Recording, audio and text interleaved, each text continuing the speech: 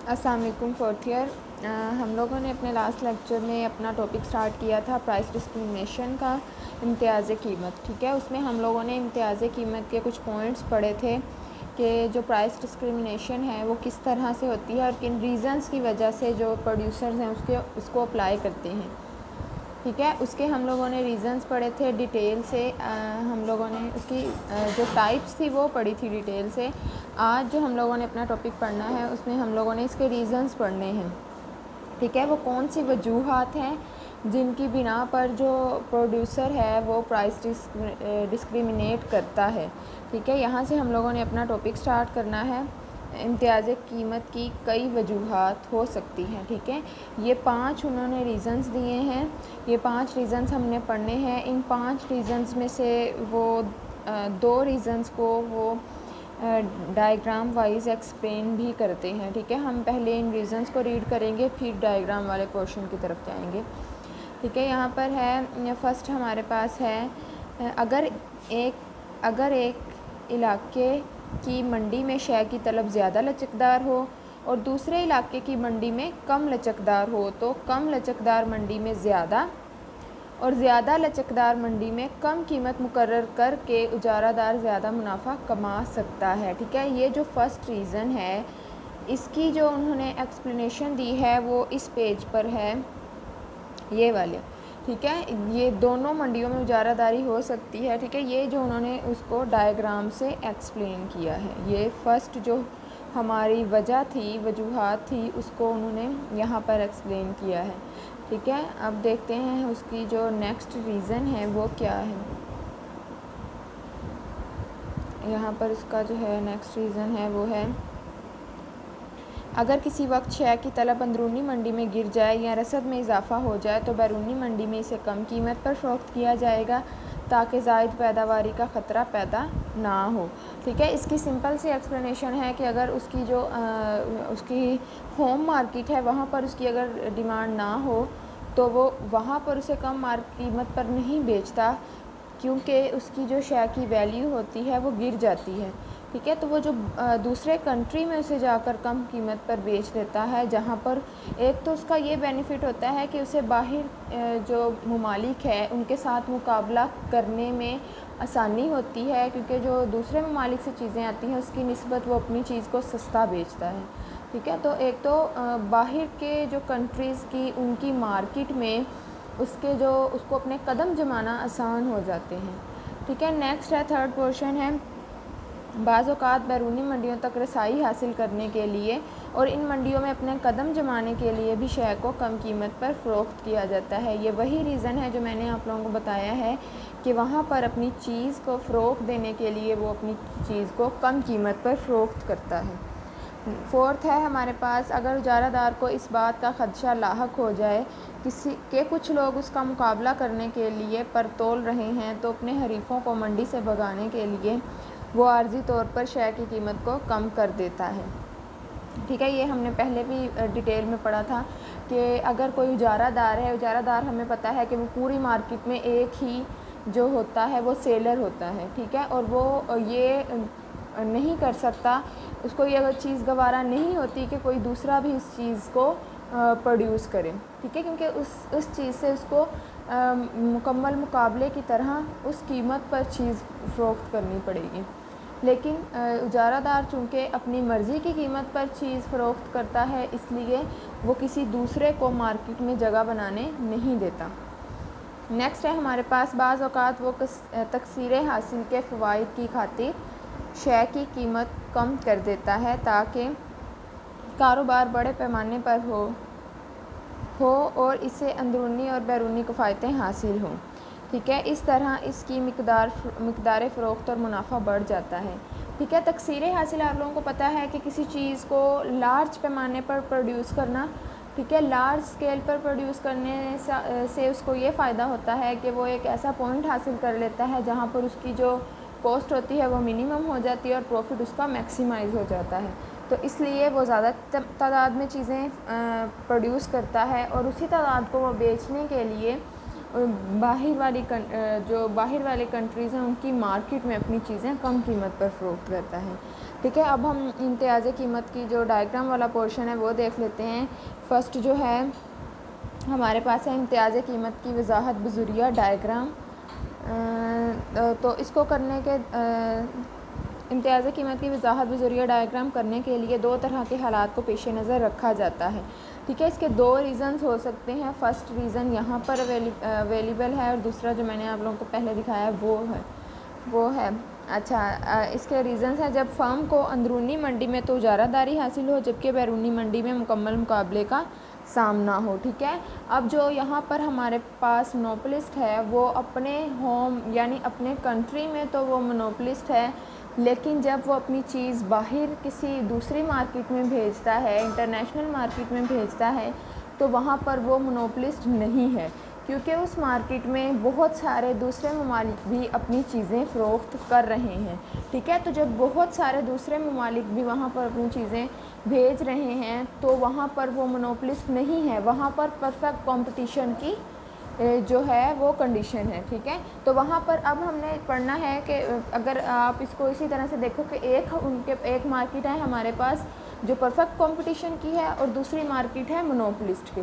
ठीक है, तो इन दो मार्केट्स में हम लोग डायग्राम्स के ज़रिए साबित करेंगे कि किस तरह वो परफेक्ट कंपटीशन में कितनी प्राइस कमा रहा कितना प्रॉफिट कमा रहा है और कितनी प्राइस लगा रहा है, और जब वो मोनोपोलिस्ट मार्केट में अपनी चीज़ सेल करता है तो वो कितना प्रॉफिट और कितनी प्राइस लगा रहा है। ठीक है, तो इसको हम डायग्राम वाइज देखते हैं।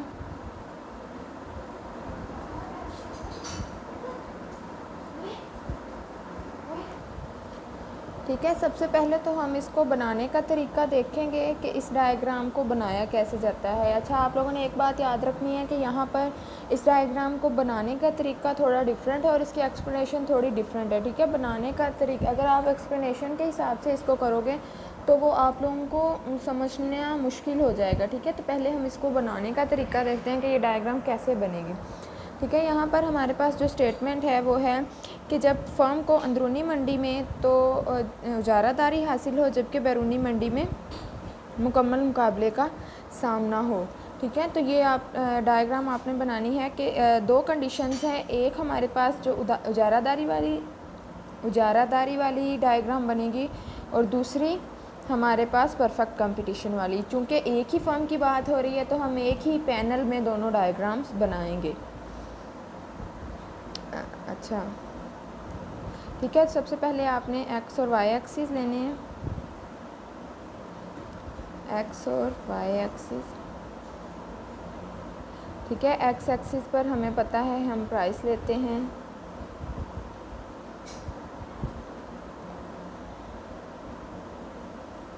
ठीक है, यहाँ पर हम लोग प्राइस ले रहे हैं, यहाँ पर हम क्वांटिटी ले रहे हैं। ठीक है, पहले एक फर्म जो इजारादारी है उसकी अंदरूनी मंडी में जो है वो उसको इजारादारी हासिल है। हमें पता है इजारादारी में जो AR और MR होती हैं उसकी शेप कुछ इस तरह से होती है। ठीक है, ये हमारे पास AR है और ये हमारा है MR। ठीक है, ये हम AR और MR है। ठीक है, इसको हम अच्छा नेम मैं अभी रेज़ कर रही हूँ क्योंकि नेम लिखने से वो ज़्यादा ही जो है वो ब्राइट हो जाएगा। अच्छा, तो मैं यहाँ पर जस्ट A और M ही लिख रही हूँ। ठीक है, लेकिन आप लोगों को पता है कि ये AR और MR की कर्व है। तो यहाँ पर हम क्या करेंगे, यहाँ पर हम बनाएंगे MC कर्व। ठीक है, यहाँ पर हम बनाएंगे इसका MC कर्व। ठीक है, ये हमारा MC है। अच्छा, अब हमारा जो है हमने क्या बनाना है, हमने बनाना है अपनी जो परफेक्ट कंपटीशन की है वो लाइन। हमें पता है परफेक्ट कंपटीशन में AR होता है MR के बराबर और वही हमारी होती है प्राइस। ठीक है, तो यहाँ पर हमें पता है कि ये इस तरह से लाइन होगी, यही AR है, यही MR है और यही हमारी प्राइस है। ठीक है, तो हम इसकी प्राइस कैसे देखते हैं कि इसी से लाइन हम यहाँ पर ले जाते हैं। ठीक है, अच्छा, हमने इसको करना है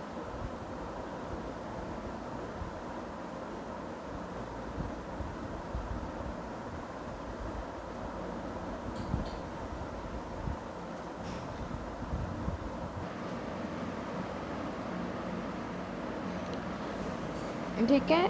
अच्छा, इसको हम लोगों ने देखने के लिए कि जब फर्म को अंदरूनी मंडी में तो उजारादारी हासिल हो और जबकि बैरूनी मंडी में मुकम्मल मुकाबले का सामना हो, तो चूँकि एक ही फर्म है तो हम एक ही पैनल में ये दोनों चीज़ें बनाएंगे, उजारादारी का भी कर्व्स और परफेक्ट कंपटीशन के भी। ठीक है, उजारादारी का AR और MR और परफेक्ट कंपटीशन का भी AR और MR। ठीक है, इसको हम लोग देखते हैं। यहाँ पर हम लोग यहाँ पर एक पैनल बनाएंगे।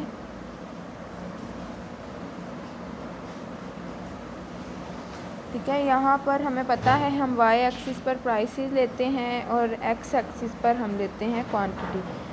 ठीक है, तो यहाँ पर हमने सबसे पहले क्या करना है, फर्म को अंदरूनी मंडी में है उजारादारी, तो हम बनाएंगे MR और AR का कर्व। ठीक है, ये है हमारे पास MR और AR का कर्व। इसको मैं सिंपली M और A से ही डिनोट कर रही हूँ। ठीक है, आप लोगों को पता है ये मार्जिनल कॉस्ट और एवरेज, मार्जिनल रेवेन्यू और एवरेज रेवेन्यू है। ठीक है, अब हमने बनाना है, ये था जब हमारे पास फर्म हो उजारादारी में। ठीक है, परफेक्ट कंपटीशन में हमें पता है MR is equal to AR is equal to price. तो ये सारी चीज़ें बराबर होती हैं, इसलिए इनका जो कर्व होता है वो X एक्सिस के मुतवाज़ी होता है। ठीक है, X एक्सिस के मुतवाज़ी होता है। अच्छा, यहाँ पर हमने ये AR और MR का कर्व है, ये हमारी प्राइस है। हम लोगों ने अब क्या करना है, इनका जो है अब हमारे पास नेक्स्ट पॉइंट ये है कि हमने जो उसकी क्वांटिटी है फर्म की वो फाइंड करनी है कि क्वांटिटी कितनी प्रोड्यूस होगी, जो हमारी फर्म है वो कितनी क्वांटिटी प्रोड्यूस करेगी, जिसका आधा हिस्सा वो अंदरूनी मार्केट में सेल करती है और आधा हिस्सा उसका बैरूनी मार्केट में। ठीक है, तो इनका वो मजमूई पोर्शन लेने के लिए वो क्या करते हैं कि अच्छा वो जो क्वांटिटी है वो फाइंड करने के लिए, अच्छा सबसे पहले हम इसका MC ड्रॉ कर लेते हैं। MC हमने ये ड्रॉ किया है। ठीक है, MC ये है MC।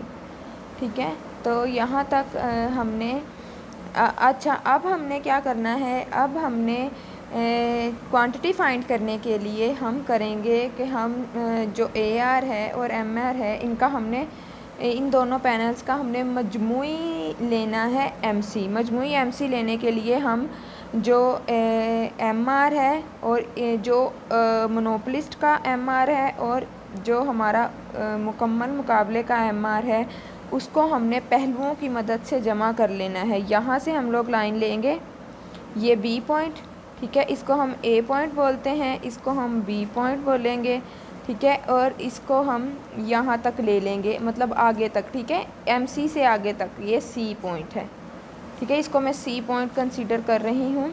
ठीक है, यहाँ तक हमने, ये हमारे पास क्या है MC, ये हमारे पास क्या है MC, हमारे पास इतना MC आ गया है। ये जो हमने MC कंसीडर किया है वो इस MC को नुक्ता E पर किता कर रहा है, इस MC को नुक्ता E पर किता कर रहा है।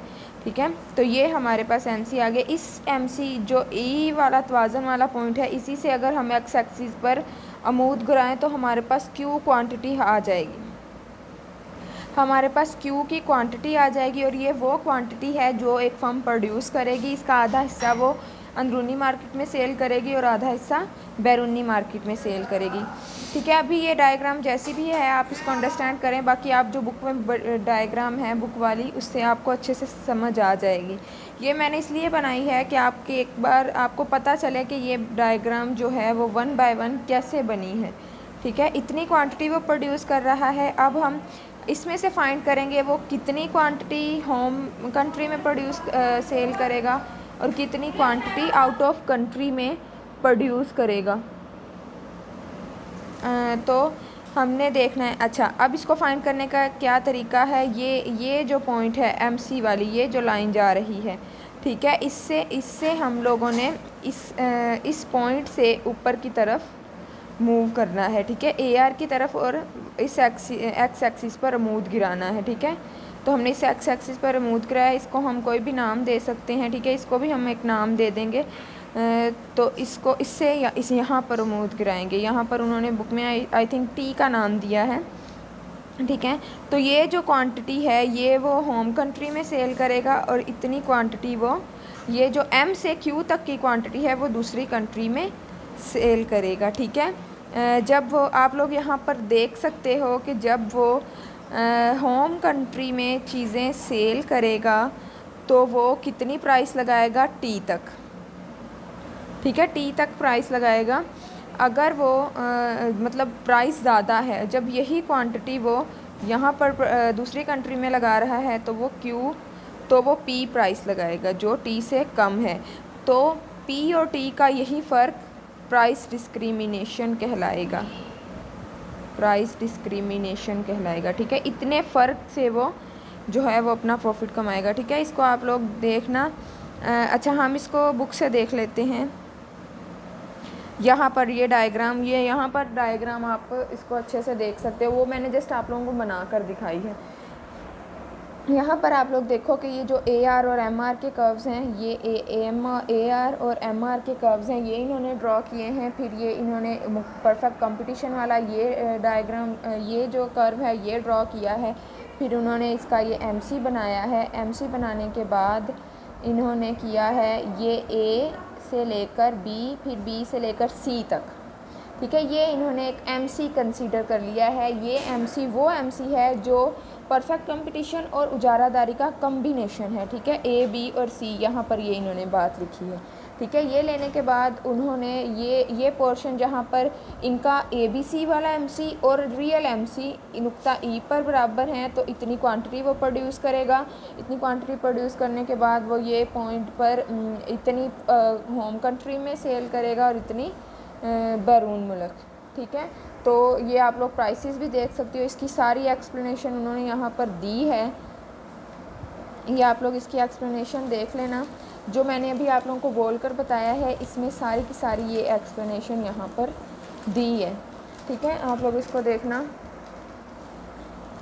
यहाँ पर ये देखें, यहाँ पर भी मेंशन है कि दोनों मंडियों की कीमत पीटी में फ़र्क ही इम्तियाज़ी कीमत कहलाता है, ठीक है। अच्छा, ये थोड़ा सा ट्रिकी सा टॉपिक है, आपने इसको अच्छे से करना है और अगर इसमें कोई इशू हुआ तो आप लोग मुझसे डिस्कस करना, ठीक है। ये जो नेक्स्ट इसकी कंडीशन है ना वो हम नेक्स्ट लेक्चर में पढ़ेंगे। करवानी मैंने दोनों थी लेकिन वो भी मतलब वो मुझे लग रहा है कि आप लोगों के लिए टफ़ होगा, तो आप लोग उसको देखकर उसको याद करके मुझे बताना, ठीक है। फिर हम लोग नेक्स्ट टॉपिक पढ़ेंगे। ओके जी, अल्लाह हाफिज़।